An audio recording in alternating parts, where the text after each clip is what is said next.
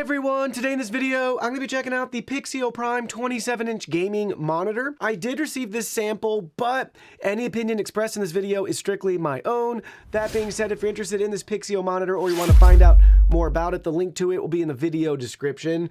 Take a look at the retail box and packaging. We got our typical Pixio big red box with their white logo on it. This particular monitor is a 27-inch IPS display with 100 Hz refresh rate and 1440p for our resolution. Also has a VESA 100 by 100 mount option. Now let's go ahead, let's open it up and look at the contents. Here are all the contents. First up, we have a really nice piece of product literature going over everything you need to know about your new monitor. If you have any questions, there's actually a QR code. You can download the full user manual. Comes with a 3-year warranty. They show you how to install the stand, and they have their customer service and contact information on it. Next, you'll notice we have the stand itself. It's in 2 pieces. Here's the base plate with Pixio's logo and branding, tool-free installation. Here's the arm for the monitor. Looks nice. Then you'll see we have 3 included cables, USB Type-C, HDMI, and our power cord. Lastly, we have the monitor itself. Let's look at that in more detail. Looking at the back of the monitor first, we have the Pixio logo and branding, all of our input options here. So, headphone jack, Type-C with 65 watts power delivery and 100 Hz. Displayport 1.2 at 100 Hz and HDMI 1.4 at 100 Hz. Power plug and connector. We have our menu and power button controls. Right here, it's just a multi-function button. Let's look at it from the bird's eye view from the top to get a feel for how thick this monitor is. You can see it from the side right there. Identical to the other side. And let's look at the very bottom. We have some venting, it looks like. And from the very front of the display, you'll notice we basically have a bezel-less design all around all 4 sides, which is really nice. But the pixels on the screen stop right here at my fingertip, if you can see that. So you will still have a black border there. It's not going to be edge to edge around the display. But so far, so good. Now let's go ahead, let's get the stand set up. First thing we're going to do is attach the 2 pieces together. They're only going to fit one way, so just line it up. And then you'll fasten this screw just finger tight in place. No need for any tools. If you really wanted to use a Phillips head screwdriver, I guess you could. But just get it nice and snug. There we go. They're both connected. And now we just snap this piece into the back of the monitor. So line up the 2 tabs up at the top, and then it should just click right in place. So here we go. There, it just snapped right in. And then we can pull the whole unit up. Let's look at the stand now in more detail. So the stand's multifunctional. We have the ability to adjust the height. So that's our lowest height setting.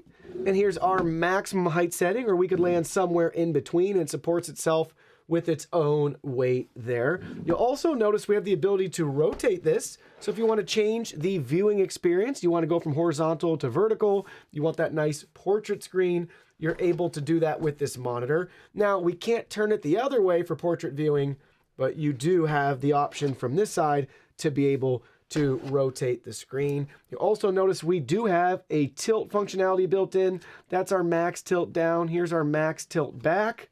To show you that from the side. Max tilt back, max tilt down. That's one of the better tilting monitors that I've come across. It's always nice to see that with more range. And with this particular base, what's nice is we have a built-in swivel and rotation both to the left and to the right. So that's really useful. This stand has everything you would want in a stand in regards to functionality. And the good news is, for some reason, if you don't want to use it, you don't have to. You still have the VESA mount option. All right, the monitor is now plugged in, connected to our computer, and powered on. Let's go look at the menu settings here. I'm not going to dive into each individual detail, but want to give you a nice brief overview. So you can press the button on the back. That's going to bring up your display menu right here. First up, we have our display settings. You'll see the different options that we have to enable, disable, or adjust accordingly. Then we have our image settings where we can change the aspect ratio, color settings for color temp, blue light, and our black equalizer. OSD settings right here, where you could choose your language, adjust position, timeout, transparency, rotation, things like that. System setup, where we can conduct a reset, flicker free settings. And then we have our miscellaneous option with our input select, mute, volume, FreeSync, and overdrive. and then you're back to the very beginning. Currently, you'll notice too, we're getting 1440p at 100 Hertz using our Displayport. I can also confirm the resolution and display within our Windows Advanced Display settings here. This is where you can change your refresh rate depending on what you're seeing here, as well as your resolution. So in our case, we're getting 1440p and we have 100 Hertz, which is the max refresh rate with this panel. I want to showcase the different image presets. So currently we're looking at standard. Now we have our game mode, followed by movie. Then you see Eco, FPS. We'll go from FPS to RTS, RTS back to standard. And I'm gonna keep cycling through these really quickly so you'll notice how the image quality of the video changes depending on the preset that we choose. So just keep in mind, maybe it's gonna depend game by game for you which preset you're gonna wanna use. Just take some time, click around, find what setting works best for you. And again, maybe you just wanna pick and choose standard always, you know, set it and forget it. Maybe you're playing a lot of FPS, do the FPS one. Maybe you're watching a lot of movies and you like the movie one, just leave it there. But you get the idea, simple and straightforward, and they do each change the image ever so slightly depending on which preset you choose. Next up, we have our UFO test pulled up on the display just so you can get a feel for the movement and motion at different FPS values at 100 Hertz. So at the bottom, we have 25 FPS. You can see how sputtery and staggery the UFO is. Then we have 50 FPS, so we've doubled our frame rate. It's looking much better. 60 Hertz, 60 FPS, that's gonna be kind of your baseline standard. So we're close to what you'd expect from just a very average display, console, or computer performance. And then moving up, we have 100 FPS at 100 Hertz. We're doubling the FPS value again.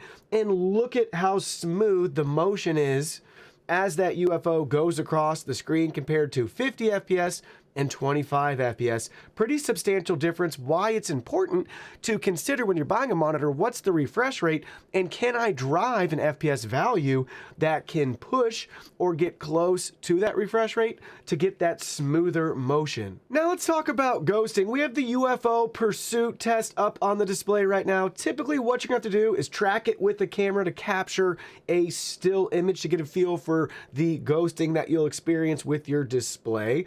Looking at this one just with my eye, I can definitely tell that this is going to have some ghosting as we look at that UFO. Maybe you can even see it from the camera here. There's going to be some pretty decent trailing out the back with the green for the alien's head, pretty smeared, as well as almost a duplicate of the back side of the ship with the white line extending pretty far out too. That should again be very solid moving across the screen right here. So there is going to be some ghosting, might be noticeable to you depending on how much maybe your eyes are bothered to see some of that on the display. So hopefully maybe you can get a sample here. It's really hard to showcase that with the camera on a display, but you will most likely notice some ghosting with this panel as you're seeing right here with that UFO and what we're kind of smearing out the backside of its head and the trail of the ship. Now let's talk about backlight bleed and IPS glow. So you're looking at a full black screen right now. I turned off all the studio lights to try to check for any backlight bleed, and I really didn't notice any. Maybe you could justify just a smidge of light leaking through in this corner, but it was very, very, very faint. So really good on the backlight bleed. In regards to IPS glow, I have not found any glowing spots, color distortions, or things like that with this particular panel. Hopefully your experience is similar to ours. Just note that some of that stuff can literally vary panel to panel in the manufacturing process. Now let's talk about color accuracy. So keep in mind, we don't have the factory calibration tools that a manufacturer would have readily at their disposal. We are using DisplayCal though, and here's the results that we were able to get. And I did notice Pixio advertises 122% sRGB, but they don't specify if that's coverage or volume. So after looking at our results, I believe they're advertising volume, but I still don't know, but that is what would make the most sense. Anyways, first up for our coverage, 99.3% sRGB and 116.5% for our sRGB volume. Next up, our Adobe RGB coverage, 77.1%. And we have 80.3% for our Adobe RGB volume, 82.1% DCI-P3 coverage, and 82.6% for our DCI-P3 volume. Moving right along, let's talk about some of our Delta E values here. For our Delta E 2000, you'll see that our average is 0.22, well within the nominal and recommended value, so it's always great to see the green lit up there. And we got a maximum Delta E of 1.52. Delta E 94 follows a similar score where we have our 0.2 actual for our average and 1.52 for our maximum. And lastly, with our Delta E 76, 0.27 for our actual average and 1.54 for our maximum. Now it's time for our simple web browsing test here, where we have a couple of popular websites pulled up on the display so you can see how everything looks. First, you're looking at the YouTube trending section here with popular trending videos. Take a look how everything displays, the movement, the motion here. Things look great. Obviously, you can just pick and choose your video, right? It's going to start playing there. But very enjoyable. Looking at this display if you want to watch a lot of videos. Next, we have The Verge pulled up here. So if you want to use this display to read a lot of news, articles, things like that online. Pay attention to how everything looks. We have a lot of ads loading here. Different comments, different articles, embedded videos, tweets, images, graphics, podcasts, things like that. So let's go ahead. Let's just pick this article here.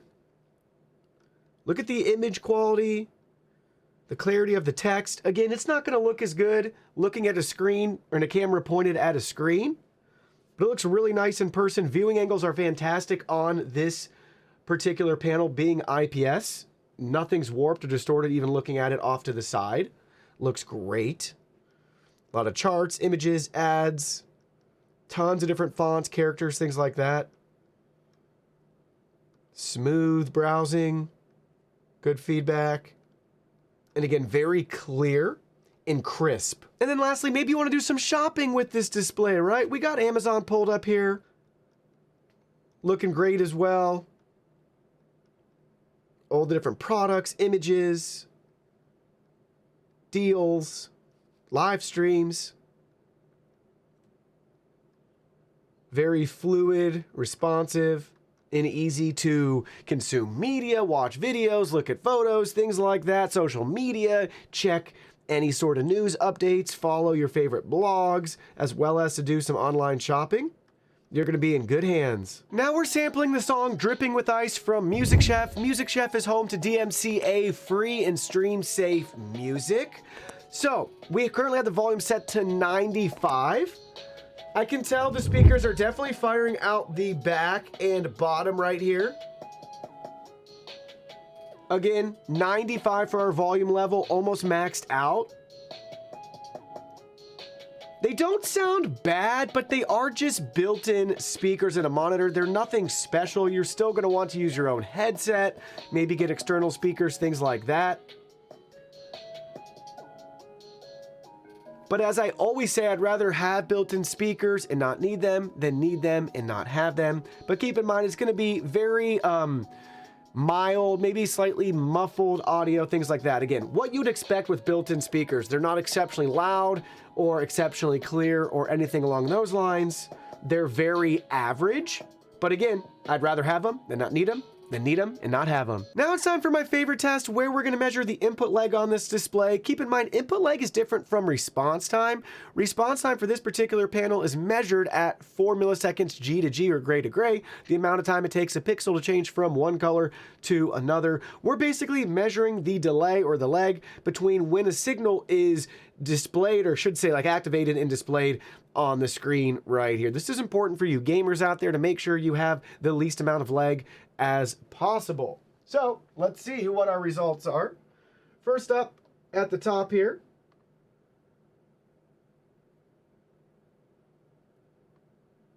right around 1 millisecond for the top.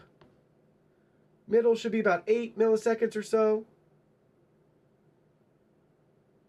8.7, 8.8, and now the bottom. Looks like we're right around 16.1, 16.2, so not too bad. Don't worry, I haven't forgotten about you gamers out there. First up, we're gonna look at some Forza 5 gameplay and footage. 1440p, 100 hertz for the refresh rate. Pay attention to see how everything looks with the different lighting environments. We have the audio still set to 95 to get another sample of the built-in speaker quality. But let's enjoy some of this footage.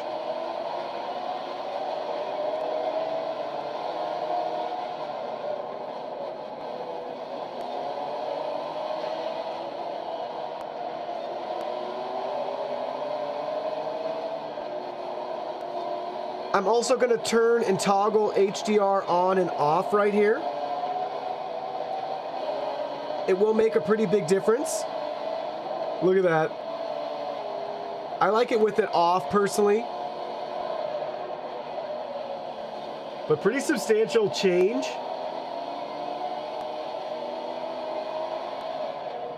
But it's definitely flatter in color with it off. But up to you.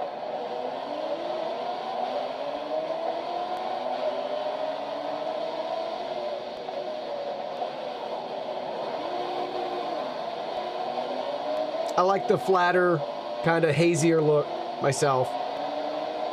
That's too rich and vibrant for me. But really smooth gameplay and footage there. No sputtering, staggering, things like that.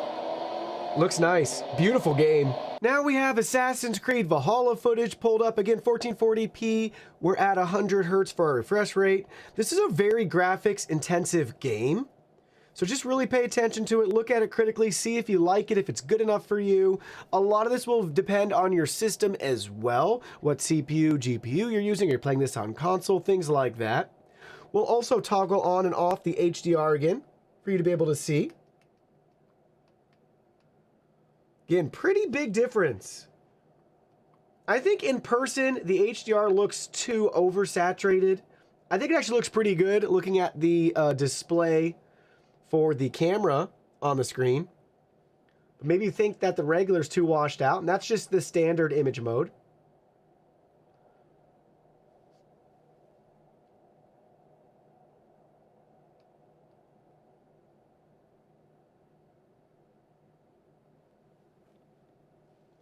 The water, the reflection, the clouds in the sky. Again, look for that movement, the motion, any sputtering, jittiness. Is that a word? Jitteriness? Jitteriness. That sounds better, right? And then our ruins. And lastly, we're looking at Borderlands 3 right here with some gameplay footage as well. Again, everything's still set up. 1440p, 100 hertz. Currently, we're getting over 100 FPS. Averaging probably about 125, 130. Let's do the same HDR test as well. On or off. Don't get between me and my gun, heretic! Pretty substantial difference. Crazy. I like it, like I said, a lot better looking at it, what you guys are going to see in the video versus having the HDR on in person. But for this game, I think it works a little bit better because it's not as realistic of an environment, for me at least, with my eyes. All right, we got the little ambush coming up right here. Little firefight.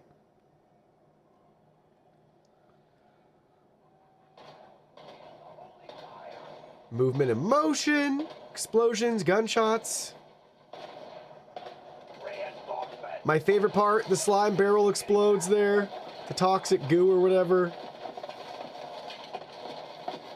Watch the flashbangs. Footage looks nice. No glaring issues or anything like that with gameplay across the different games that we looked at. And we got our portal at the end. But yeah, not bad. Don't worry, I have you console gamers covered as well. First, we have the PlayStation 5 connected right here. This is what you can expect for your video output information.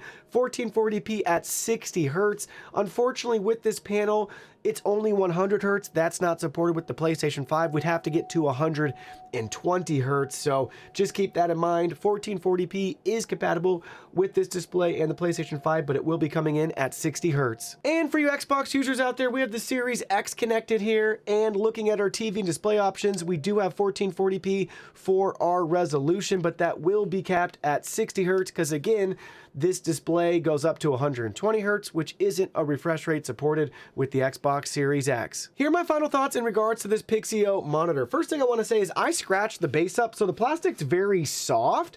What I mean by that is when I was rotating this to portrait mode, as you see right here, it's going to hit the base, and I just didn't tilt it out far enough, and I scraped all along the bottom, the base right there, making that rotation. So don't do what I did because you're going to scratch it too. And unfortunately, I'm not able to wipe it off, scrape it off, or anything like that. So it is what it is, but that bothers my OCD. I also found out when I was doing that the cable connector, since they plug directly into the back of the monitor, versus typically most are like up and underneath, they get in the way when you're making that adjustment as well too. So not the best design right there. So just keep that in mind. You might want to unplug your cables first, rotate it, plug everything back in, and make sure they don't stick too far out. You might have to really bend them. So I just don't like that as much as I thought I would. I thought it was cool to have them on the back, but if you plan to use this vertically with their included stand, it's just a little bit cumbersome. But anyways, back to the monitor itself.